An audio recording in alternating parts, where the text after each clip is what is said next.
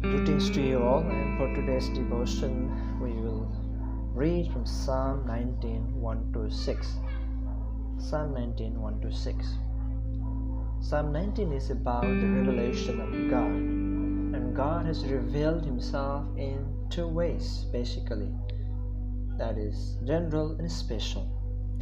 And Psalm 19, 1 to 6 is about God's general revelation. He has revealed Himself generally to all the creation.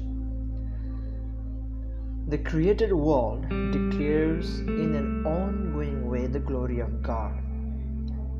Its testimony is never finished. It keeps going and it keeps testifying about God. It keeps going and going. Night by night, the majesty of the stars is a witness to the Creator.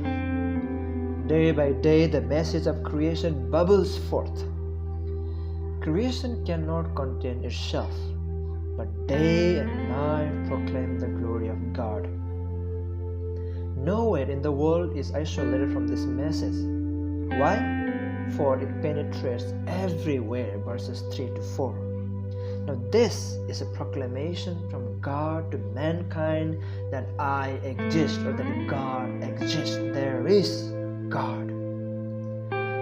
How can one not look at the beautiful flowers God has created and not rejoice in our Heavenly Father?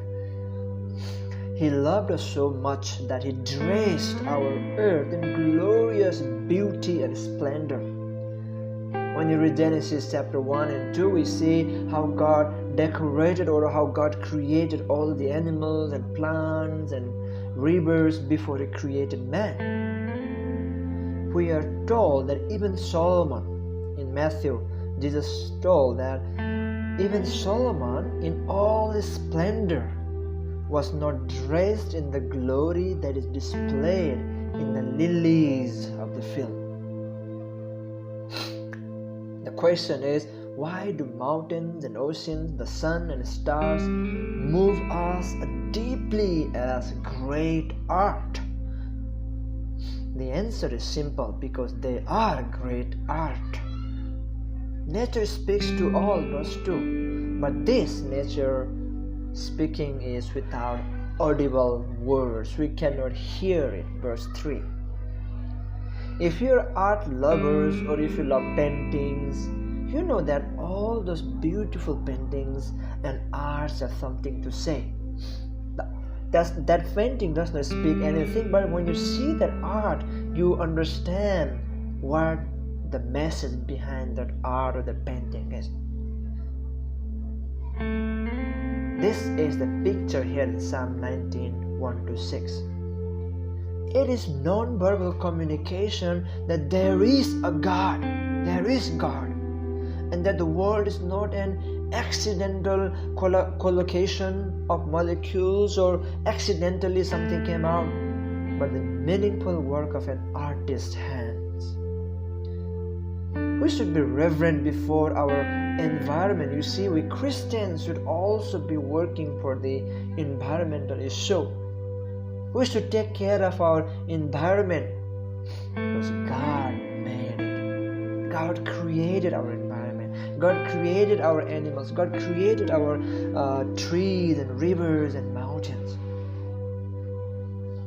It also means that all people know at some level about God, about truth, meaning, wisdom, beauty, but even then, they suppress that knowledge.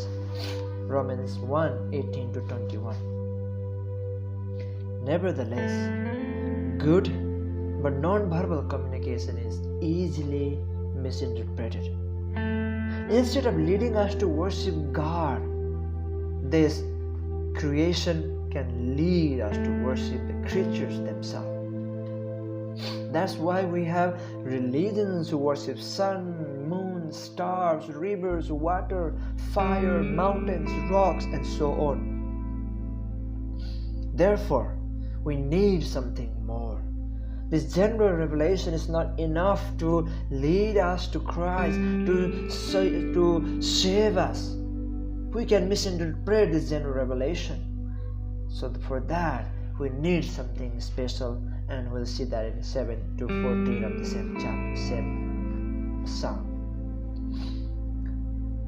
Now the question again is, how many receive the message of creation?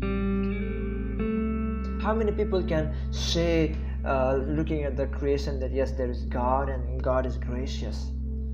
Paul says in effect to this question, very few. Paul says very few get the message from the creation.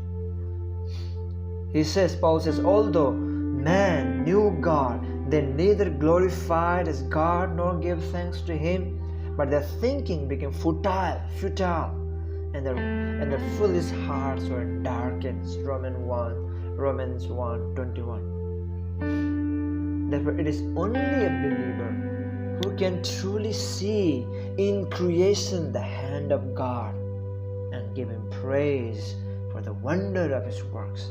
Do you see it? If not, then take time to enjoy His creation.